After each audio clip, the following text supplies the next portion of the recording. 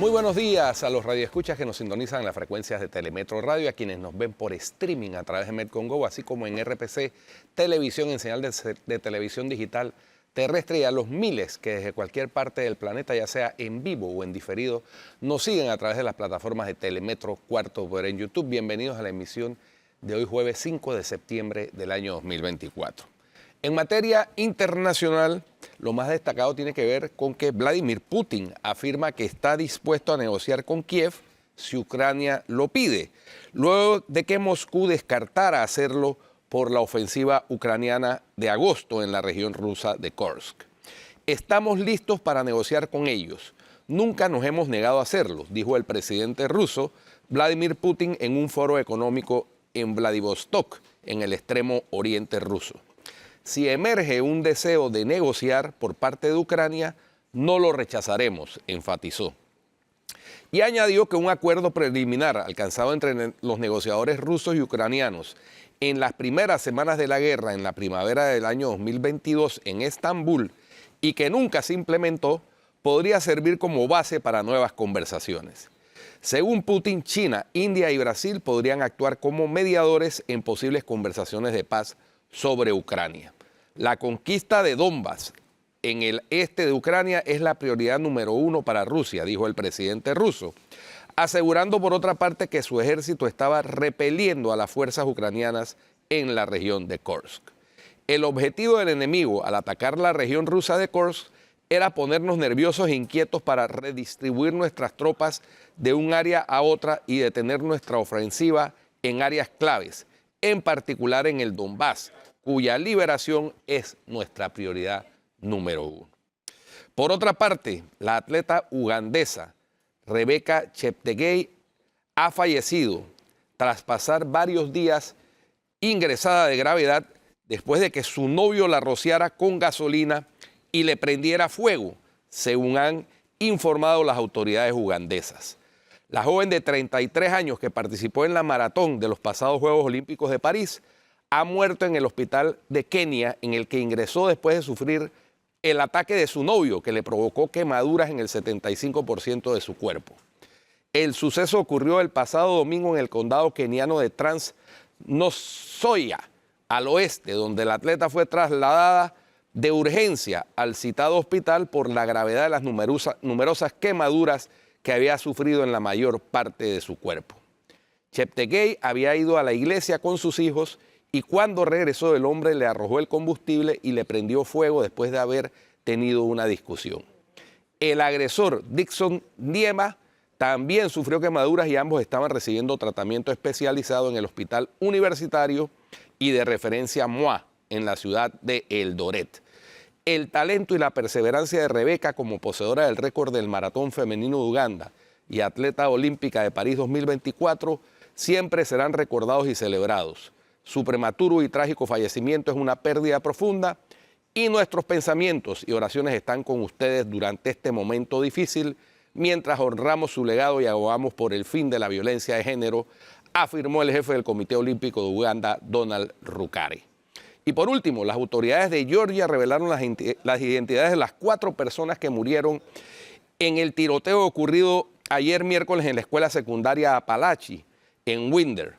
El presunto responsable, un estudiante de 14 años, identificado como Colt Gray, será acusado formalmente en las próximas horas de asesinato por las muertes de los alumnos Mason Chemerhorn y Christian Angulo, ambos de 14 años, y de los profesores Cristina Irimie, de 53 años, y Richard Aspinwall, de 39 años. Colt Gray, quien fue investigado hace un año por el FBI de Georgia, tras presuntamente amenazar de forma online con realizar un tiroteo, será procesado como adulto, según informó Chris Hosey, director del FBI en el estado. En el ataque, Gray utilizó un arma similar a un fusil semiautomático AR-15. Además de las 4 víctimas mortales, 9 personas resultaron heridas, entre ellas 8 estudiantes y un profesor. Las autoridades confirmaron que todos los heridos están en proceso de recuperación. El presidente Joe Biden se pronunció sobre lo ocurrido en Winder, condenando la violencia en las escuelas y afirmando que no podemos seguir aceptando esto como algo normal. Por su parte, el gobernador de Georgia, Brian Kemp, calificó el tiroteo como la peor pesadilla y prometió que el Estado utilizará todos los recursos necesarios para apoyar a la comunidad afectada. Eso es lo más destacado en el plano internacional, mi querida Flor. Bueno, y siguió hablando el director del IFARU. Siguió hablando y siguió tratando de justificar sus manejos al frente de la institución. Yo insisto, de nada sirve decir yo traté pero no pude cuando hizo uso de la discrecionalidad que la ley y el reglamento según él le otorgaban. Hizo uso non santo, digámoslo así. Así que bueno, está tratando de limpiar su nombre, como él dice, ¿no? Tamaña tarea que tiene, sobre todo después de que la Contraloría, la nueva Contraloría a partir de enero, ingrese con las auditorías ahí a esa institución. Y por otra parte ya la nueva dirección del IFARU está llamando a los que recibieron auxilios, que no lo merecían, a que devuelvan, a que hagan nos vamos a dar cuenta también un acuerdo. Si salía todo del mismo fondo para becas y para auxilios, como dice el exdirector, ¿no? De la misma partida, de la misma partida presupuestaria. La misma partida. Hablando de eso, el Contralor nuevo se va a reunir el lunes con la descentralización para ver el tema de la descentralización paralela. Ahí también hay cositas que investigar, según señaló la propia administradora de la Autoridad de Descentralización, Roxana Méndez de Guarrio. Y Dino Mon fue ratificado ayer por el Pleno de la Asamblea como el nuevo director del Seguro Social. Él debe tomar posesión el 1 de octubre. No ganó con todos los votos, ganó con 38 votos. De esos, en contra, los de Vamos. No, ahí hubo una... Y ahí hubo... Ahora te explico. A ver, explícame. Ahí hubo un faux pas, porque inicialmente se dijo que había sido aprobado con 38 votos. ¿Qué resulta? No tenían los votos. Esto es información, inside information, como se dice en la Asamblea. No tenían los votos y por eso es que se estaba dilatando la ratificación de Dino Mon, que debió producirse la semana pasada. Bueno, que la semana pasada pasó por credenciales, con reuniones de bancada. ¿Por qué se estaba dilatando?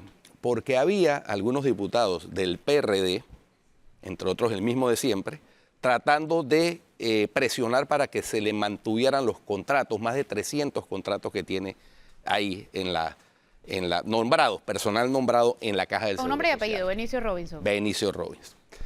Entonces la presidenta de la Asamblea, en vista de que había ese bloqueo, digámoslo así, no contaban con los votos, se reunió con la bancada de Vamos y con candidatos de otras bancadas, específicamente con Moca, y se consiguieron los votos. Entonces la votación inicialmente iba por 38.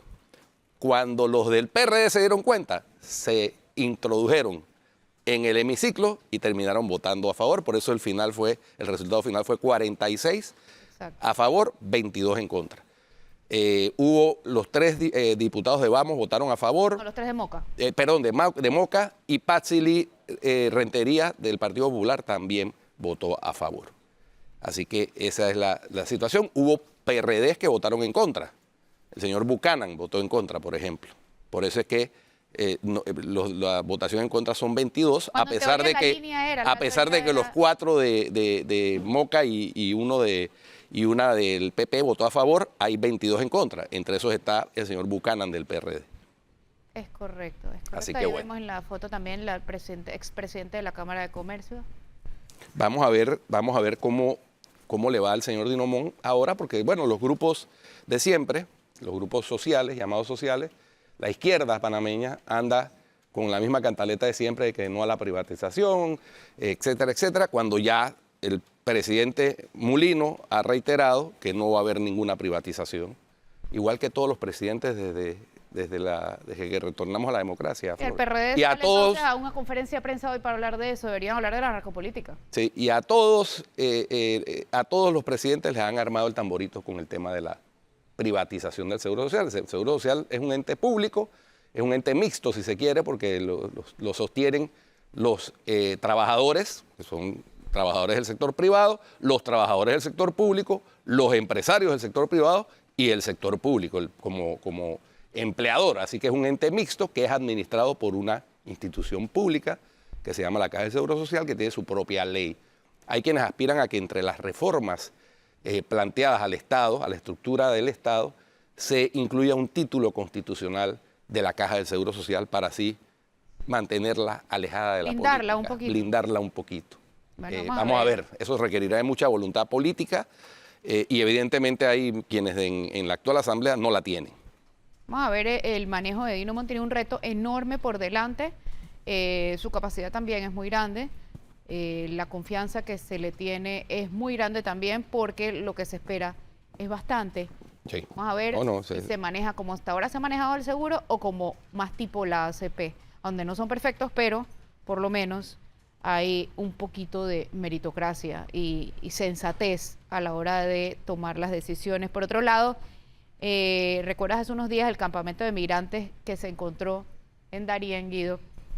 Ese tema es importante porque algo tan bien montado, tan bien estructurado, no puede ser clandestino. Sí, y en efecto, el cacique de la comarca Emberá-Unán, Leonides Cunán Pía, aseguró que las autoridades de migración del gobierno pasado sí sabían del establecimiento de esos campamentos y ellos lo calificaban como centros de ayuda a los migrantes. Sí.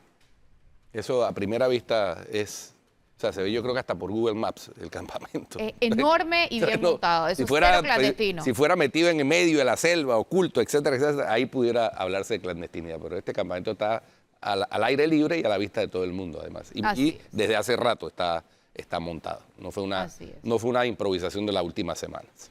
Así es. Bueno, Guido, y hoy tenemos conferencia de prensa del presidente Mulino, ahorita a las 8:30, pero antes nos acompaña nuestra invitada del día de hoy. Ella es Mónica Amado, ella es de la Fundación Ni Uno Más, Prevención de Bullying. A eso se dedica la fundación. Cuéntanos, Monique, este mes es el de la prevención de suicidio y el 15 tenemos la caminata para la prevención de suicidio, el próximo domingo es la caminata para la prevención de suicidio. Varias organizaciones están participando de esta caminata, entre ellas está Ni Uno Más. Cuéntanos un poquito cómo el bullying, cómo el acoso escolar tiene impacto en la ideación y el riesgo suicida. Claro que sí. Bueno, Ni Uno Más es una organización sin fines de lucro que previene e interviene el acoso escolar y cibernético en las escuelas en Panamá. Sin duda alguna, los chicos, chicas, niños, jóvenes que son víctimas del acoso escolar sobrepasan algunos temas de salud mental, algunos temas socioemocionales como depresión, como ansiedad, y esto los puede llevar a ellos a desarrollar tan fuerte una depresión o tan fuerte algún diagnóstico de salud mental que pueden tener ideación suicida y pueden llegar hasta pues a intentarlo. ¿Hay algún rango de edad de la población juvenil, digamos así, que esté identificado como los rangos en donde los padres tienen que prestar mayor atención? Por ejemplo, en mi caso yo tengo hijos ya grandes, 30 y 26 años, pero hay un rango de edad definido de cuál es dónde la vulnerabilidad de esos chicos y chicas está más a flor de piel para prestar la atención a las señales de un posible cuadro depresivo o una situación que les esté afectando en su psiquis. No te podría decir definido por una entidad, pero en nuestra experiencia trabajando con más de 80 colegios, entre los 12 y 16 años pasan los actos como más graves, tanto de intentos de suicidio como de casos fuertes de agresión escolar y de bullying. Ese es un tema que debería trabajarse a profundidad con una política pública, porque antes, en mi época, eso no estaba en el radar, en el mapa. O sea, si había algún muchacho que era abusador y cogía de Congo a otro, simplemente la gente decía, bueno, lo tienen de Congo, pero no pasaba de ahí. Pero ahora sí hay una... Monique, que nos hagas la diferenciación en qué diferencia el bullying de la época de Guido a qué diferencia el bullying de la época de hoy. Sí, bueno, creo que a todo le llamamos bullying a veces y ese es el primer error, pero el bullying sí tiene que tener ciertas características. Para empezar, debe ser repetitivo, debe haber un abuso de poder y debe ser entre pares. Es decir, que las dos personas deben tener o la misma edad, o estar en el mismo salón, o estar en el mismo equipo, en el mismo rango, y que uno está pudiendo ejercer más poder sobre el otro, y que esto no pasó un día en una clase, en un momento. Esto es algo que se repite todas las semanas. Okay. O sea que un profesor no le puede hacer bullying a un alumno. No se le llamaría bullying. No se le llamaría bullying. Abuso. Abuso, acoso, qué sé yo. Exacto. Me la tiene velada, Otro decíamos en tipo de- nuestra época. otro tipo de abuso, Ese es- pero eso no se le llama bullying porque ellos no son pares. Eso Pero no es entre pares. menor, el bullying hoy día no es menor al de antes. No, no, no. Lo que pasa es que hay ahora, mucha más exposición. claro, ahora hay más, claro, hay Y más más comunicación, información. más información, etcétera. Entonces se ha puesto las alertas porque se están dando estos eventos. A lo mejor antes era lo mismo, pero no había esa exposición. Pero bueno, sobre el tema de política pública, nosotros de la mano del diputado Raúl Fernández ya pasamos una ley, la ley 286, que promueve la sana convivencia en el entorno escolar y justamente hace como un mes y medio se reglamentó, salió la reglamentación de esta ley que habla un poco de los gabinetes psicopedagógicos, de cuántas actividades de salud mental deben estar incitando las escuelas a que pasen entre los estudiantes. Así que esperemos que esto apoye un poco nuestro trabajo y nos dé un poco de camino para seguir entrando y Es decir, viendo que hayan más psicólogos en el entorno escolar. aplicando la ley y la reglamentación, entonces habrá que hacer las mediciones para ver si han tenido una respuesta efectiva. Es decir, Sí. que se disminuyan los casos, porque eso es a lo que tiende la política pública, ¿no? A disminuir los casos, a prevenir los casos, pero también a disminuirlos, porque las causales de los casos son múltiples, ¿no? Así es. Bullying es uno de ellos apenas. bullying es Muy apenas uno de importante. ellos, Ojo, claro. un efecto muy fuerte tiene el bullying en el riesgo suicida. Y Moni, me gustaría preguntarte el impacto del acoso escolar y cibernético en el riesgo suicida. Bueno, considero que como tanto la víctima como el agresor están propensos a estar pasando por alguna situación de salud mental, porque al final el agresor hay un motivo por el cual él se convierte en agresor. Él se convierte en agresor porque hay algún problema en casa, porque hay una separación de sus padres, porque hay algo que no está pudiendo manejar, alguna etapa del crecimiento le está costando. Todo eso tiene que ver con que no está pudiendo cuidar su salud mental adecuadamente.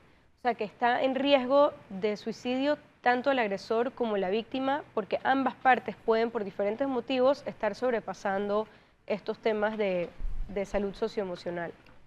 Ni uno más hace charlas y capacitaciones en escuelas, pero dirigidas a padres, a alumnos, a docentes, administrativos, o sea, a la gente que maneja la escuela. ¿Qué falta en las escuelas? Presidente, Bueno, definitivamente hay que hacer una inversión en personal. ¿Cuántos que cortes trabaje en tenemos? los gabinetes psicopedagógicos. uno, entonces metamos No el corte solamente para ir de psicólogos, una hay vez de colegios vuelta. que ya Y tienen esperar la psicólogo, pero tienes que tener un trabajador social, tienes que tener quizás terapeutas para niños que tienen dificultades de aprendizaje. Un gabinete psicopedagógico es mucho más integral que solamente tener un psicólogo para 3.000 estudiantes. Vamos a un cambio y regresamos más adelante abordando otros temas relacionados con esto del bullying, de la prevención de suicidio y de la caminata que hay el domingo 15 en conmemoración del mes de la prevención de suicidio. Vamos al cambio.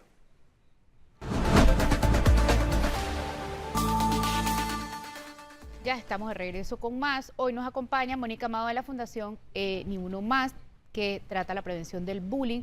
Mónica, ¿cuántas escuelas en Panamá tienen gabinete psicopedagógico?